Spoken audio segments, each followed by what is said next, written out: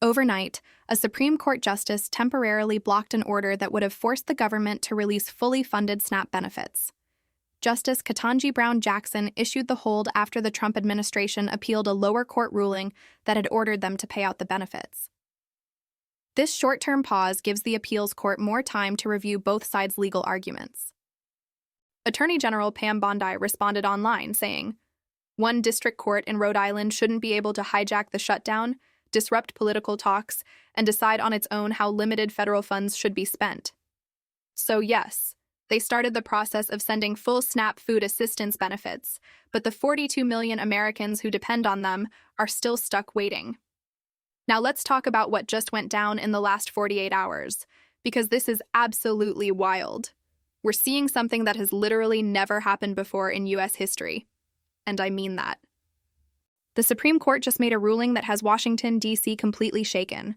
They've ordered Donald Trump to testify in a civil case about his business dealings. And here's the unbelievable part. If he refuses, he doesn't just get fined, he goes straight to jail. No delays, no negotiations, jail. Immediately. Think about that. The highest court in the country just told a sitting president that he must show up, answer questions under oath, or face arrest. And yes, that could mean federal marshals actually enforcing the order. This isn't a bluff or political theater, it's a real, legally binding directive. Before we go deeper, if you believe in real, unfiltered news, make sure to hit that like button and subscribe. It genuinely helps us keep going. All right, back to it. This decision is splitting the nation right down the middle. Social media is on fire. Twitter, or X, whatever you call it now, is flooded with outrage. One side's cheering, saying it's long overdue accountability. The other side's furious, calling it a dangerous abuse of the justice system. And honestly, both sides have a fair argument, which is what makes this story so explosive and complex. Here's the background. This civil case accuses Trump of inflating his assets. We'd be talking property values, financial statements, all of it. Prosecutors say he exaggerated the worth of his holdings to secure better loans and business deals. Trump's legal team has been fighting tooth and nail to keep him from testifying. They've used every legal tactic possible, but the Supreme Court finally said, "No, you're testifying, period." Legal experts are calling this unprecedented. There is just no other moment in history quite like it. The court made it clear. There's no immunity, no executive privilege, and no special treatment. Trump, they said, is a citizen in this case and must follow the same rules as everyone else. His lawyers are furious, saying this sets a dangerous precedent. They argue it could open the door for future presidents to be constantly dragged into court over past actions. And to be fair, that's a valid concern. But the opposing view is simple. No one is above the law. If Trump really committed fraud or lied about his finances, he should face consequences, just like anyone else. That's supposed to be the foundation of the American justice system. And here's where things could get really intense. What if Trump just refuses to comply? What if he says, "No, I'm not testifying. Come get me"? If that happens, we could see a constitutional crisis unlike anything in modern history. It would pit the judicial branch against the executive branch, with federal marshals potentially facing off against Secret Service agents. This is no longer just a courtroom battle. It is a test of how far the rule of law really goes in America. It honestly sounds like something out of a movie. But this is happening right now, in real life. And the timing couldn't be more explosive. We're just coming off the 2024 election, and Donald Trump is already facing multiple legal battles. His political opponents are using every one of them as ammunition, while his supporters are doubling down, saying he's being targeted unfairly. This isn't just another court case. It's a political earthquake. It's shaping how people see the presidency, the courts, and justice in America. And depending on what happens next, it could redefine what accountability means for every future president. So stick with me, because we need to unpack how we got here, what each side is arguing, and what comes next. Whatever happens will send shockwaves through American politics for years. This is bigger than Trump. This is about the foundation of American government, and whether anyone, even a president, is truly above the law, or if that's just something we tell ourselves to feel better. All right, let's get into the details, because a lot of what's really happening is getting lost behind headlines and political noise. Everyone is spinning this story their own way, but let Wes look at the actual facts first. This case isn't about something Trump did while he was president. It's about what he did before he ever took office.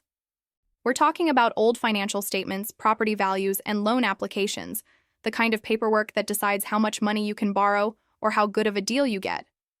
The accusation is simple. Trump and his company inflated the value of their properties to get better loan terms and business advantages. And if that's true, that's called fraud. Think about it like this. If you tell a bank your building is worth $500 million when it is actually worth $200 million, and you do that to get a massive loan, that's illegal. Doesn't matter if you're a billionaire or an ordinary person, it is still fraud. But here's where it gets tricky. Trump's lawyers argue that this was just normal business negotiation, that in real estate, everyone talks up their properties, and the banks do their own valuations anyway. So, according to them, no one was truly fooled. And honestly, there's some truth to that. It's how the game is played at the top levels of real estate. But the courts didn't buy it. Lower courts reviewed the documents and said this went far beyond business talk. They ruled it crossed into deliberate misrepresentation. And by letting the order to testify stand, the Supreme Court basically agreed. So, why is Trump fighting so hard to stay off the witness stand? Because once he's under oath, every answer becomes a legal trap. If he admits he exaggerated numbers, that's fraud. If he denies it and the paperwork says otherwise, that's perjury. If he pleads the Fifth Amendment and refuses to answer, that silence can still be used against him in a civil trial. It's a lose-lose-lose situation, and his legal team knows it. That's why they've been throwing every possible defense at the wall. Executive privilege, political motivation, too busy running the country, you name it. But the Supreme Court just slammed the door on all of it. They said, "You're testifying." End of discussion. And now we get to the part that's blowing everyone's mind, the consequences. If Trump refuses to testify, he can be held in contempt of court. And contempt doesn't mean a long, drawn-out trial. It means immediate jail time.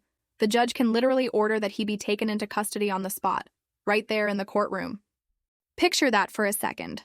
Federal marshals putting handcuffs on a sitting president because he refused to answer questions in a civil case. It's something this country has never seen before. There aren't even clear procedures for how that would work with Secret Service protection in the mix. And that's exactly why the country is so split right now. One side sees this as justice finally catching up, proof that no one, not even the most powerful man in America, is above the law. They see a system that is actually doing what it is supposed to do, hold the powerful accountable. The other side sees it as a political hit job, a dangerous overreach that could tear apart the balance between law and politics. Either way, this isn't just history in the making. It is the kind of turning point that decides what justice really means in America. One side is cheering this as a win for the rule of law. They see it as long overdue accountability, proof that no one is above the system. The other side sees something very different. To them, this is the weaponization of the justice system, courts being used as political tools to go after enemies. They believe the establishment will stop at nothing to take Donald Trump down, and that belief is only making his supporters more loyal than ever. So who's right? Well, that depends on what you already believe about Trump and about the justice system itself. If you think he's guilty of fraud, then this feels justified, a necessary step toward accountability. But if you think he's being unfairly targeted for political reasons, then it looks like persecution. Here's the part most people are missing, though. This whole thing isn't really about Trump. Sure, he's at the center of it right now, but what's happening here sets a precedent that could change how every future president is treated. The Supreme Court just made it clear that even a sitting president can be forced to testify in a civil case about things that happened before taking office. That's huge. It means any future president, especially anyone with a business background, could face the same situation. Any entrepreneur, real estate developer, or billionaire who decides to run for office will have to think twice. Because once they're in the White House, their past could follow them right into court. And maybe that's fair. Maybe presidents should live by the same rules as everyone else. But it also opens a door that's never really been open before. What if a president ends up spending years fighting lawsuits instead of running the country? What if political rivals use the courts to keep a president tied up in endless legal battles? That's not just a hypothetical. The Supreme Court's decision makes that kind of thing a lot easier to do now. So we're left with this huge tension: accountability versus protection. Do we treat presidents like regular citizens, or do we recognize that the office itself needs some kind of safeguard to function? The court just made its choice. It landed squarely on the side of accountability, no matter the fallout. And politically, it's chaos.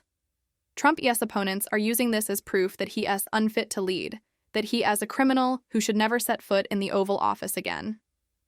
His supporters, on the other hand, see it as proof that the system is corrupt, that he is being targeted precisely because he threatens the people in power.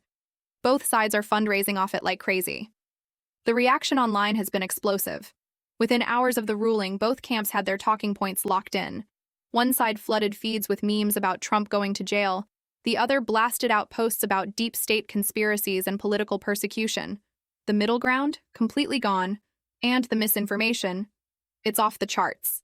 People are spreading false claims about what the case actually involves, what Trump did or didn't do, and even what the court order says. It's chaos, and it's tearing trust apart even more. Right now, half the country believes the courts are finally doing their job. The other half believes the courts have been compromised and turned into political weapons. That divide is only getting deeper.